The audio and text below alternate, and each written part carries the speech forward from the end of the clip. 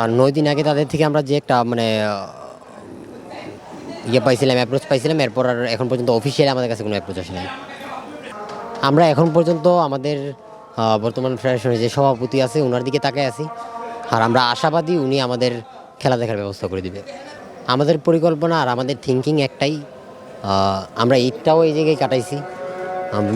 এই যে এটাও যেহেতু আমাদের একটা ফ্যামিলির মতোই অংশ, আমরা ম্যাচ দেখব।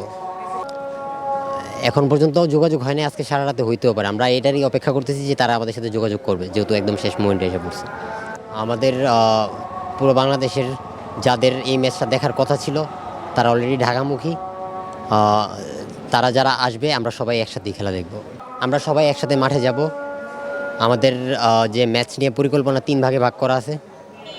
প্রথম ভাগ হচ্ছে টিম বাস রিসিভ করা, টিম বাসকে একটা মানে হ্যাঁ গ্রিটিংস দেওয়া, তাদেরকে মাঠের ভিতরে প্রবেশ করানো।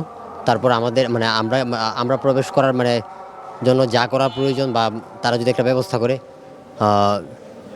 যদি ঢুকতে পারি তাহলে তো ভালো তাদেরকে। তারপর হচ্ছে টিম বাস আবার বিদায় করবো, তারপর যাব। আজকে থেকে ঠিক 51 দিন আগে ফেডারেশনের একজন সহসভাপতির সাথে আমাদের একটা মিটিং হয়। ওই মিটিংয়ে আমরা আমাদের পরিকল্পনা, আমাদের চাহিদা কী আছে সব কিছু তুলে ধরি। উনি আমাদের থেকে একটা সময় নেয় যে এই কয়েকদিনের মধ্যে জানাবে। তারপরে আর আমাদের তিনি জানান। তারপরে আমরা একটা মেইল করি, একটা চিঠিও দিই। পরবর্তীতে বাফুফের সিনিয়র সহসভাপতি যিনি আছে ওনার সাথে 2-3 দফায় বসি। বাফুফের সাধারণ সম্পাদকের সাথে 2-3 দফায় বসা হয়েছে। প্রেসিডেন্টের সাথেও একবার বসা হয়েছে। এর পরবর্তীতে ওনারা ম্যাচের 9 কি 10 দিন আগে আমাদেরকে একটা উত্তর দেয় যে তারা আমাদেরকে 100 টিকিট দেবে। আসলে আমরা যা চাইছিলাম এর তুলনায় এটা অনেক কম। আর এটা আমরা মানে আমাদের জন্য আসলে এটা আমাদের কাছে মনে হচ্ছে যে অপমানজনক একটা বিষয় অফার করছে। তো এই জিনিসটা এরপরে আর এই গত 8-9 দিন আমাদের সাথে কোনো যোগাযোগ হয় নাই।